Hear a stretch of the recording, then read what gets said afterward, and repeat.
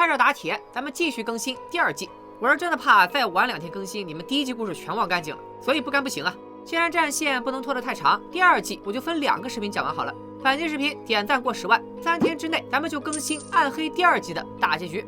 先来一个第1季故事的大回顾。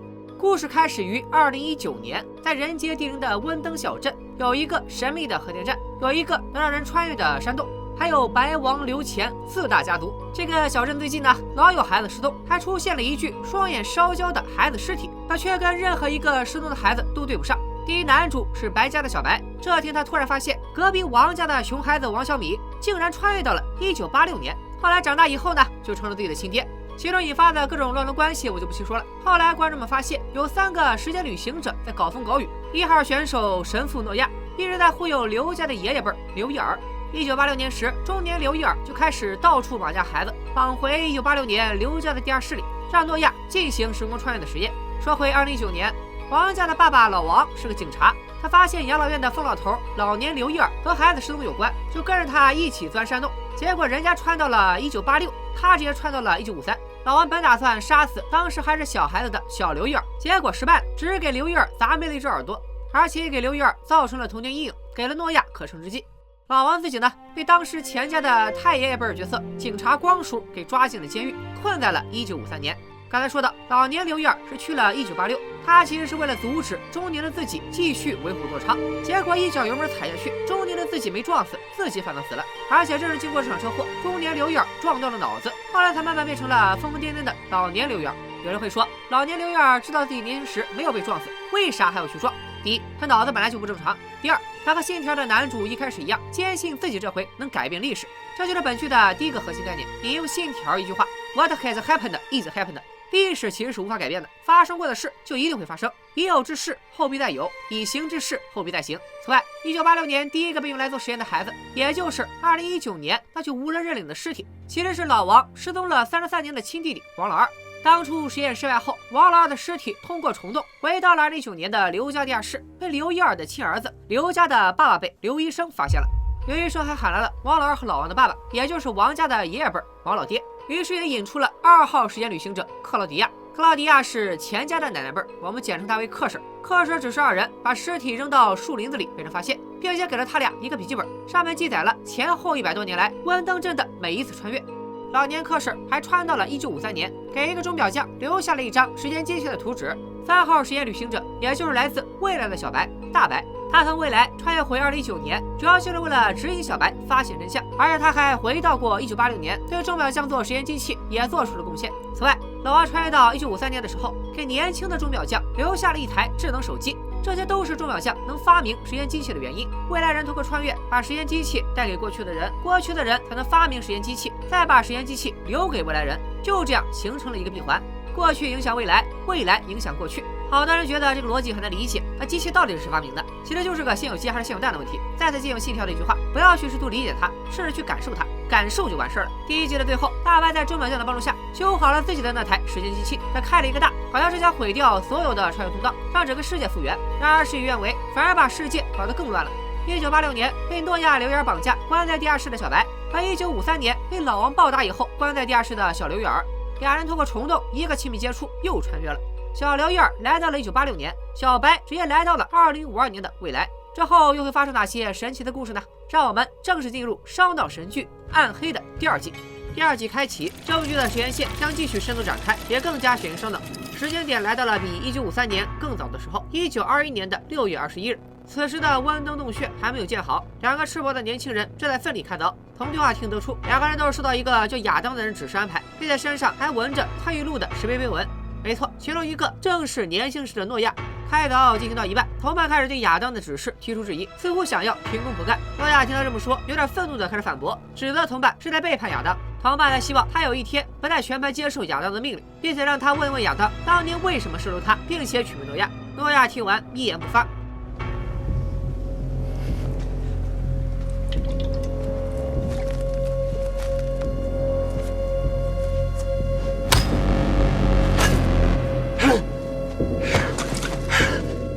好家伙，人狠话不多，社会我们多哥。而且这个被杀的同伴，大家也认一下脸，你们看他长得像谁？认出来的小伙伴也被剧透了，因为这个坑啊要留到第3季才能填。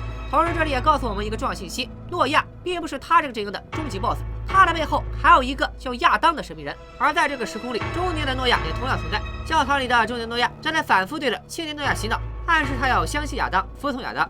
镜头一转，另一个时空里的中年诺亚打开了时间记录本，上面记载着2020年6月27日上个周期的开始。第2集的故事就在这样硬核的背景下展开了。小白醒了，刚刚硬核的展开都只是他的回忆。现在的他身处2053年，温登镇已经变成了一个被战火包围的废土世界，土地荒芜，房屋破烂，到处都插着十字架墓碑。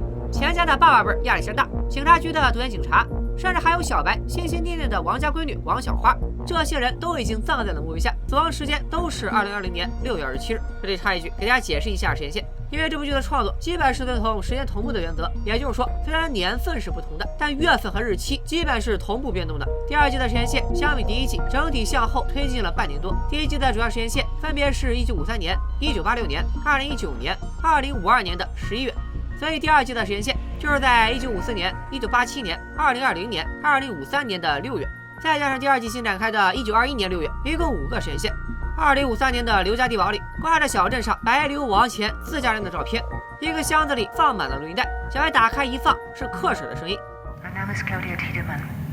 Ich bin eine der wenigen Überlebenden der Apokalypse vom 27. Juni 2020.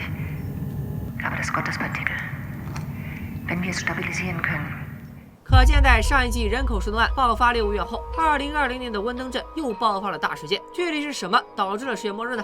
我们还要回到主时间线上来。2020年6月21日，世界末日的6天前，也就是白莱兹莎身亡的1周年，小白家里，白妈娜娜正独自坐在桌子前，面前摆满了失踪案的报纸和信息。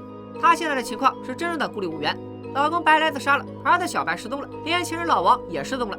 同样被家人穿越搞得崩溃的还有王家的妈妈，老王的媳妇儿卡姐。自己的老公老王失踪了，小儿子王小米也失踪了。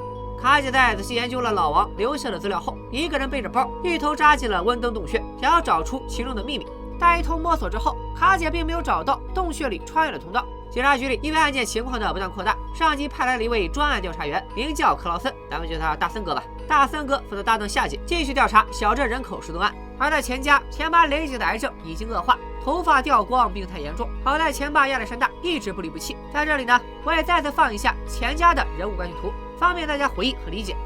亚历山大是核电站现任站长，他还是宣布了6天以后将永久关闭核电站。这个时间与小白听到的录音里的世界末日是同一天，二者必定有直接的联系。在核电站的中心，亚历山大准备把成堆的核废料集中起来，向其中灌入水泥，想要掩盖掉辐射。只差一步就是去取回郊外装着核废料的大卡车。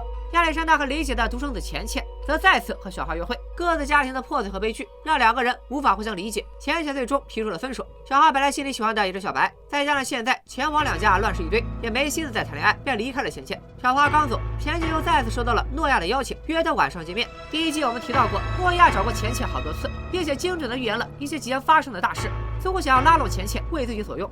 刘家的大女儿刘小跳和王家的大儿子王长毛，这对 CP 也在继续约会。但王长毛仍然好奇刘小跳到底有什么秘密瞒着自己，于是他又开始跟踪刘小跳，发现他来到铁道旁，把一个信封塞在铁道下面以后，就偷偷离开了。过了一会儿，来了个人取出了信封，放进了新的信封。这个人竟然是女装大佬。难道刘小跳有奇怪的性取向？夫妻俩还出轨了同一个女装大佬？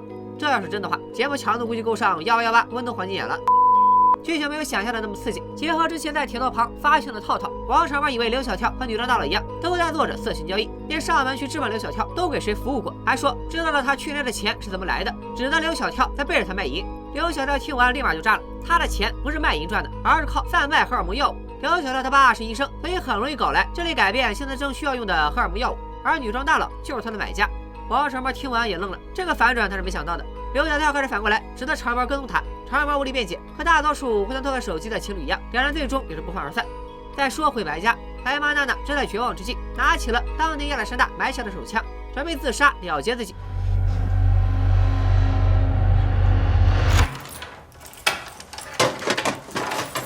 关键时刻，有人用钥匙开门走了进来，不是别人，正是大白。如今的大白这副面孔穿越回来认亲，娜娜当然不会相信。大白一口气说出了很多只有家里人才知道的生活细节，并告诉娜娜自己就是他的儿子小白，只不过进化到了中年形态。娜娜难以理解，但还是勉强接受了眼前的事实。大白在娜娜面前掏出了时间机器，告诉她这个机器可以以33年为单位实现向过去和未来的穿越。便决定亲自将爸爸的故事展示给他看。大白带着娜娜来到了温东洞穴，开启了实验机器。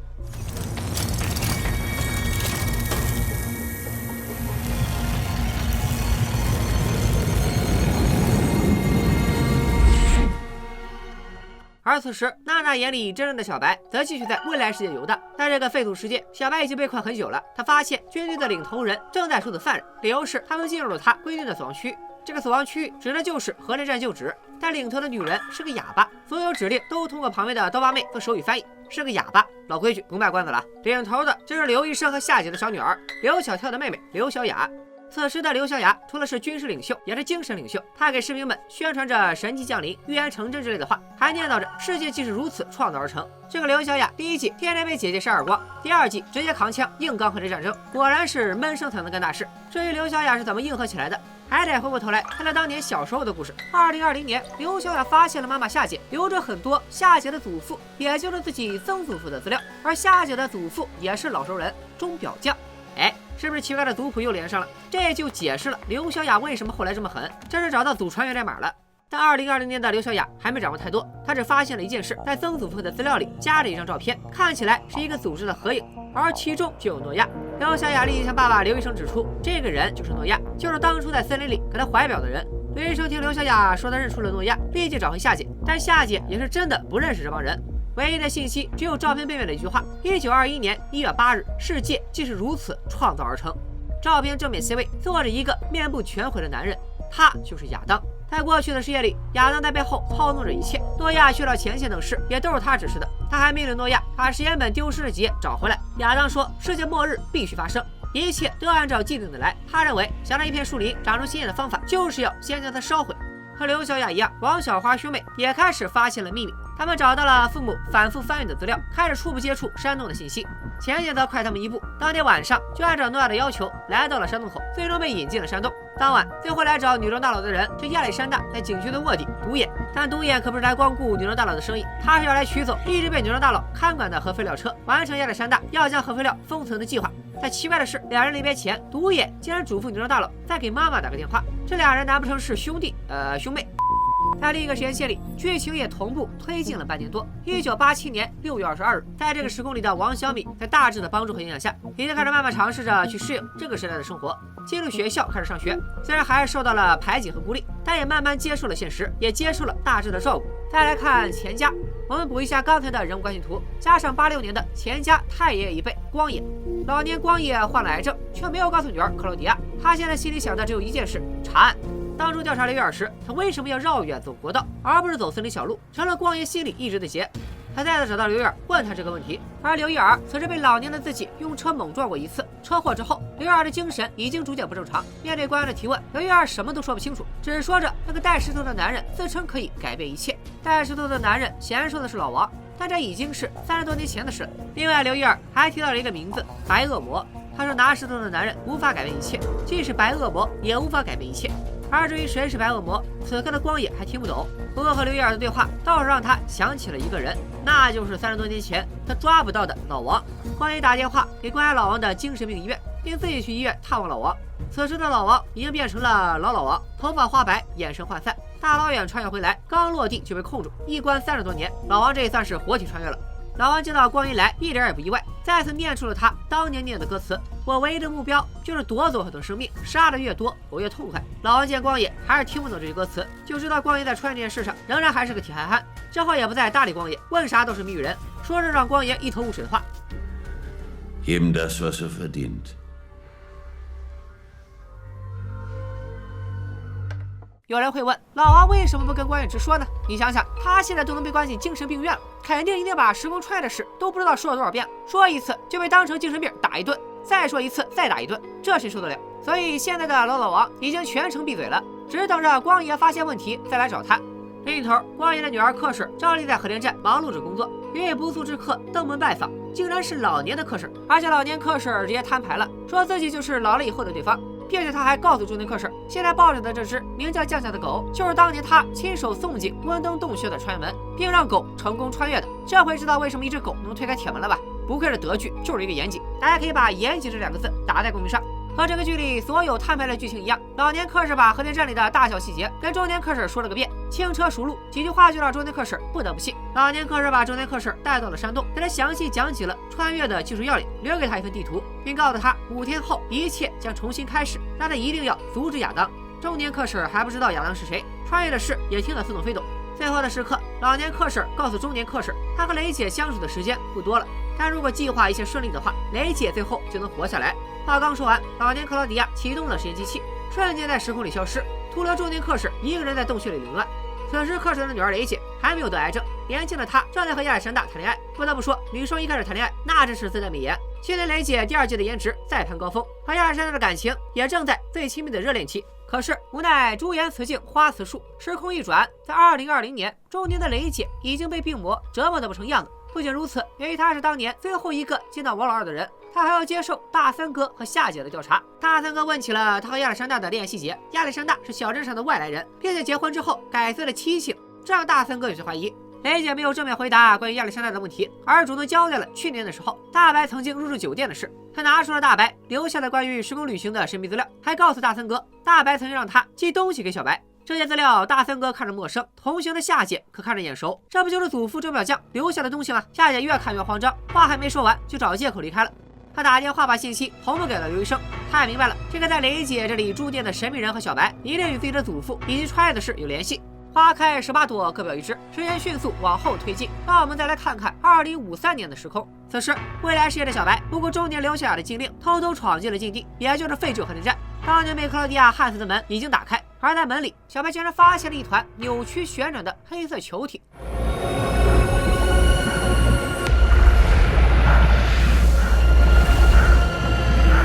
根据克劳迪亚留下的录音，小白得知这团黑色球体被称作上帝粒子。看起来正是这团上帝粒子造成了时空穿越和世界的毁灭，并且录音中介绍，只要给上帝粒子提供充足的电压，上帝粒子就会逐渐形成一种稳定的状态。小白这只是稳定了电压之后，混乱的上帝粒子果然短暂的变为了规则的球体，但瞬间又被切断，回到了混乱状态。小白从核电站离开后，继续试图在2053年认识世界和改造世界。他用音乐吸引士兵的注意，从坦克里偷走了汽油，想要回到核电站为能量团发电充能。但回去的路上，刚刚登陆高墙，就被刘小雅和刀疤妹用枪顶在了头上。前面说过了，核电站的废厂房在刘小雅制定的规则里是禁地，进入者都要被处死。刘小雅也把小白送上了绞刑架。小白在绞刑架上大喊，想要说服士兵们不要相信刘小雅，说他承诺给大家的神迹并不会降临。刘小雅打断了他的话，推开了绞刑凳。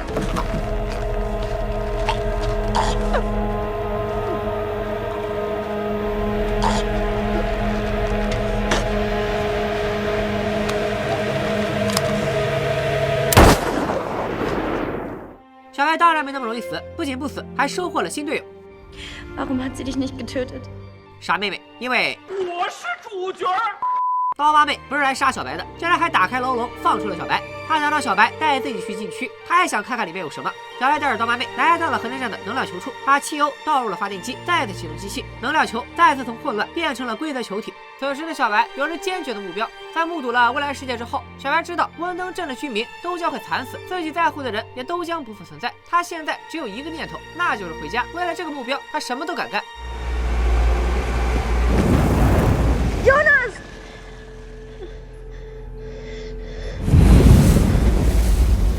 之后的他到底会穿越到哪个时空呢？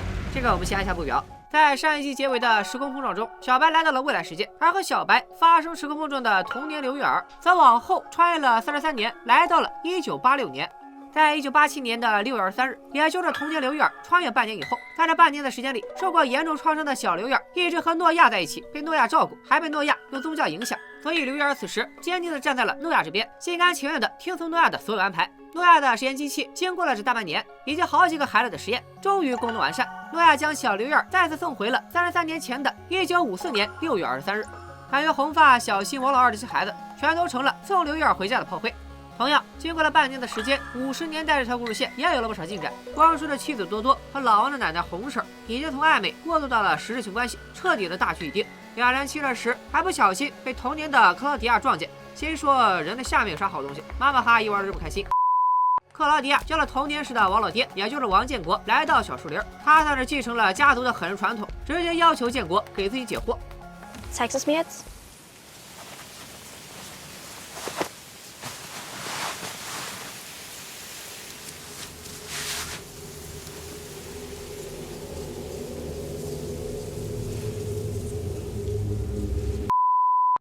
在刘家，刘一儿突然回来，惊呆了刘妈。半年找不到孩子，刘妈还以为刘一儿死了，突然看见他回家，又惊又喜。但刘一儿收到了老王的暴击和诺亚半年来的精神洗脑，他现在只信任诺亚一个人。面对刘妈，小刘一儿变得一言不发，让刘妈很是焦虑和担心。刘一儿回来的消息同样惊动了警察。7年的光叔也很关心孩子，但同样无法做到让刘一儿开口说话。直到中年诺亚到来，刘一儿一把抱住了诺亚，显然对诺亚已经完全服从和信任。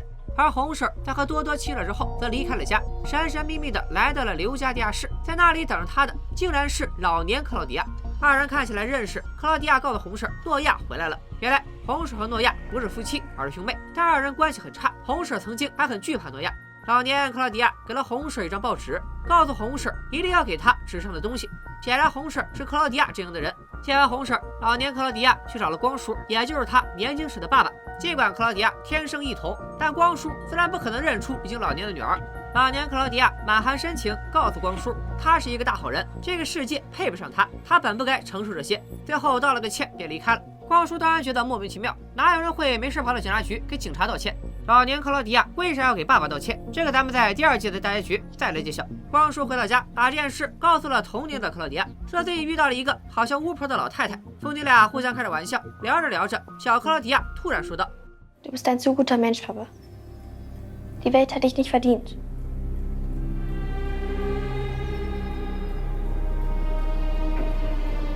这句话让光叔充满了疑惑，但他肯定会想到，刚刚来过的神秘老太太和自己的女儿就是同一个人。和老年克劳迪亚分开的红婶在教堂里和诺亚相见了。红婶告诉诺亚，他想找的实验本最后几页，他知道在哪。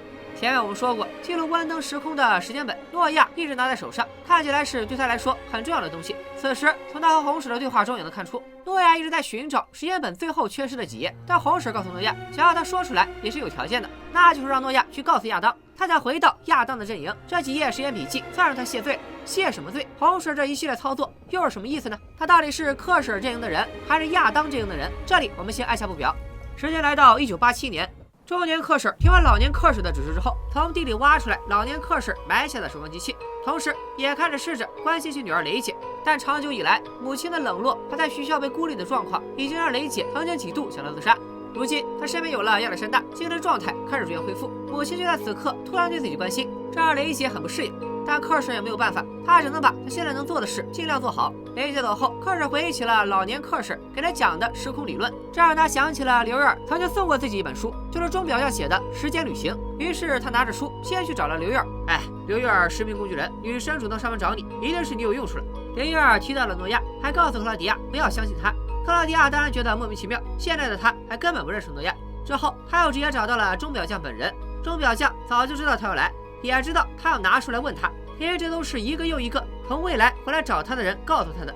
在钟表匠眼里，时间已经形成了一个闭环，过去影响未来，未来影响过去，根本没有起点。就像克婶手里的书，如果不是穿越者带回了这本书给他，他就根本写不出这本书。但如果他写不出，穿越者就没法带回来。理论上来讲，时间旅行根本就不存在真正的作者。没想明白这个时空观的同学，可以按个暂停理解一下。钟表匠也再次把这样的闭环逻辑讲给了刚刚开始思考时空穿越的克婶。克婶的家里，老年的光爷终于发现了自己34年前逮捕的那个人话里的奥秘，因为老王反复念叨的那几句话，其实是去年1986年才发行的专辑里的歌词。于是光爷再次找到了精神病院里的老王。这次老王开始跟光爷聊天了，一张口就把光爷整蒙圈了。老王告诉他自己就是老王，那个你半年前以强奸罪名抓过的王家大儿子。光爷想起了去年有一个孩子找到他，自称父亲叫老王，没错，就是王小米。光爷可算是想起来了，光爷找到了大志，想见一见已经被他收养的王小米。但大志显然不想让光爷打破现在平静的生活，拒绝了光爷的请求，只给了光爷一张王小米的照片。光爷把照片带回精神病院给老王看，老王当场就炸毛了，指责光爷早就知道这件事，为什么不跟自己说？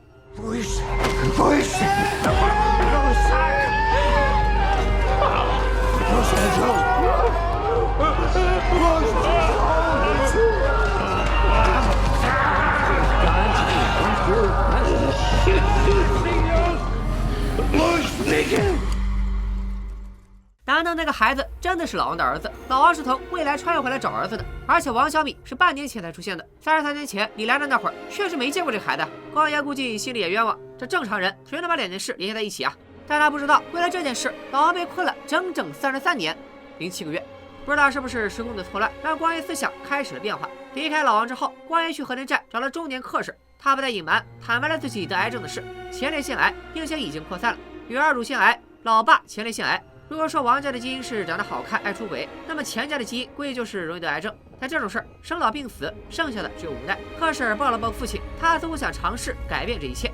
克氏来到山洞，他已经领会了穿越的技术，启动了时光机，来到了2020年，见到了已经被癌症折磨得不像样子的女儿雷姐，心里百感交集。时空穿越能救下女儿和父亲吗？克氏并不知道，他只能继续往前走。中年克氏在准备救人，而另一个时空里的老年克氏似乎正在准备赴死。说回1954年，这些老年克氏给红石的报纸上写的是一则新闻：森林里发现5名女尸，画像上看正是老年克氏。而此时，老年克氏转身出现在了森林中，等待他的是拿着枪的诺亚。因为红石和诺亚达成了交易，把报税给了诺亚，所以诺亚来到此处找老年克氏，嘴里还告诉老年克氏红婶背叛了他。但从克氏的表情来看，一切仿佛都在他的计划之中。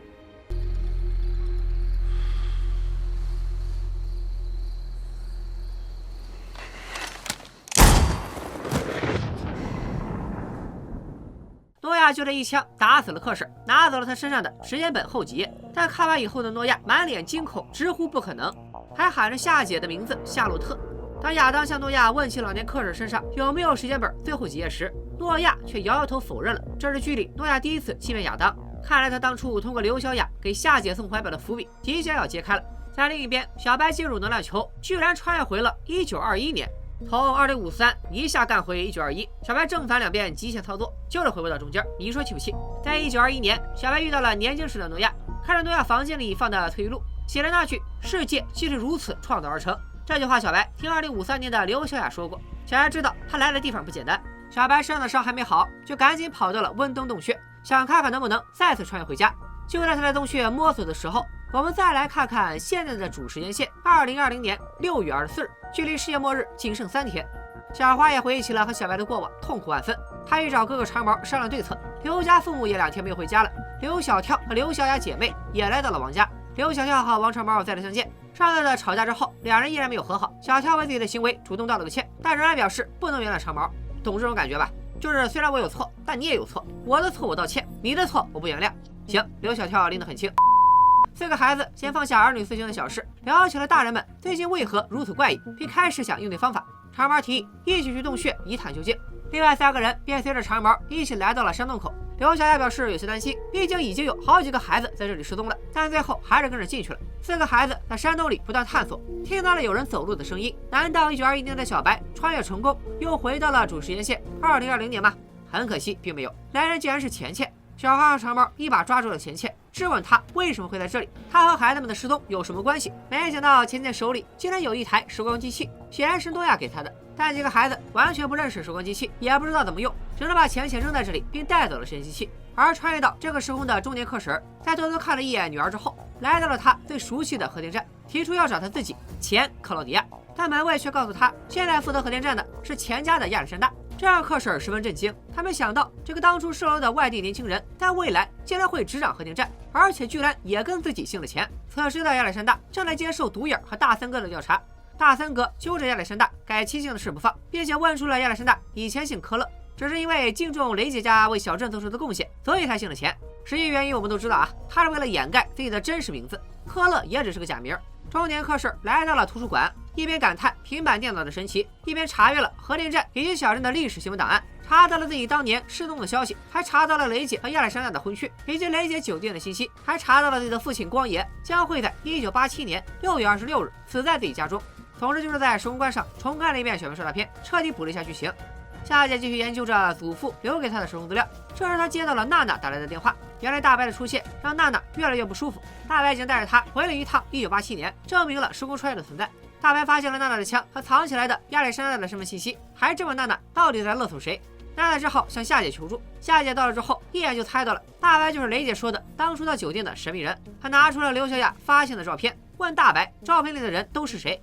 大白指出了诺亚，还说到了他是组织的一员，而这个组织叫做西蒙多，是由时空旅行者组成的一个组织。3个人来到刘家地下室，刘医生也在。几个人把时空穿越的事摊开告诉了娜娜，还把时空本递给了娜娜看。娜娜说这些真相必须让卡姐知道，她找老公和儿子找了大半年了，于是夏姐开车把老王媳妇卡姐也接了过来。卡姐和娜娜在刘家地下室再次碰面，一切恩怨情仇在时空旅行和情人失踪面前都被暂时搁置了。几个人一同开始研究起了时空穿越。变形的大白和诡异的时空观同样震撼了卡姐。Ihr Sohn. Und dann Enkel.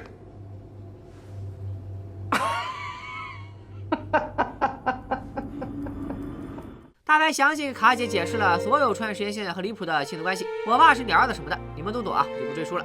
但卡姐表示，真的假的？我不信。也不怪卡姐，这玩意儿搁谁都不信。卡姐回去查了学校的档案，前面说过，卡姐是学校的校长，能查学校档案合情合理。大家可以再次把严谨打在公屏上。让卡姐没想到的是，在80年代的毕业照里，真的发现了自己的儿子王小米。这次不信也得信了，卡姐只能蹲在地上痛哭。留在刘家电视的4个人继续想对策。大白告诉大家，自己之所以回来，是因为亚当说时空有一个漏洞，亚当就是西蒙多组织的领袖，漏洞就在3天后的世界末日，而大白的目的就是要阻止他。2020年的大白正在试图阻止世界末日的发生。那1921年的小白呢？他不是进了梦中洞穴吗？只见小白打开铁门，却发现此时的时空洞穴根本没有挖通，他彻底没有办法回去了。看过前面剧情的咱们都知道，山洞其实只连接着2020年、1987年、1954年这3个年代。想要其他时间点，就得借助其他的穿越方式，比如时光机器和上帝粒子开启的虫洞。小白走出山洞时，青年诺亚正在等着他。青年诺亚似乎一点也不意外小白会来这里，而是直接告诉小白，还要过32年左右，山洞才会打开。诺亚把小白带到了一个教堂，在这里还有中年诺亚。中年诺亚在教堂里为小白打开了一扇门，把小白带到了时空旅人组织西蒙多的总部。在那里等着他的正是组织的领袖亚当。小白面对这个全脸毁容的男人，似乎有点害怕。亚当则淡定地告诉他，人不可以毫发无伤地穿越。说着，拉下了自己的领子，露出了一道被绳索勒过的伤疤。小白瞪大了双眼，因为这道伤疤小白身上也有。Das kann nicht sein. Ich bin du.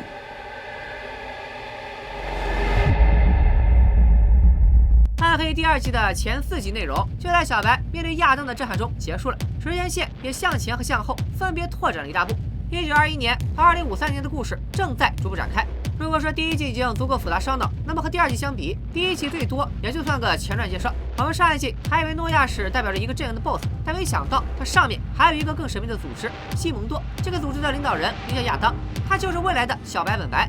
如果他说的是真的，小白变成大白，我们可以理解；那大白变成这个亚当，似乎差的有点多啊。大白这些年都经历了什么？而且西蒙多组织的成员如此庞大，又想要达成什么目的呢？和西蒙多对立的老年克劳迪亚游走于各个时空，每一步都看起来已经胸有成竹。他知道这巨人人物的行为，似乎想让每件事情都按着原有的样子进行，并等待着一个关键时刻的爆发。配是核电站关闭当天的世界末日吗？孩子们这边，小白已经抢先一步，在多个时空间流浪，见识了那匪夷所思的时空观。当初他是为了找回自己的爸爸才进入时间洞穴，但现在别说爸爸了，连自己回家都费劲。小花这里几个孩子虽然相比小白有些滞后，但也已经开始了摸索时空的门道。为了自己的家人和爱人，他们又会做出什么呢？此时，所有角色都为着自己的目标而努力，在5个时空间轮回，神秘组织的面纱也在一点点揭开，一切都终将闭环。本期视频点赞过10万，3天之内更完第2季的大结局，拜了个拜。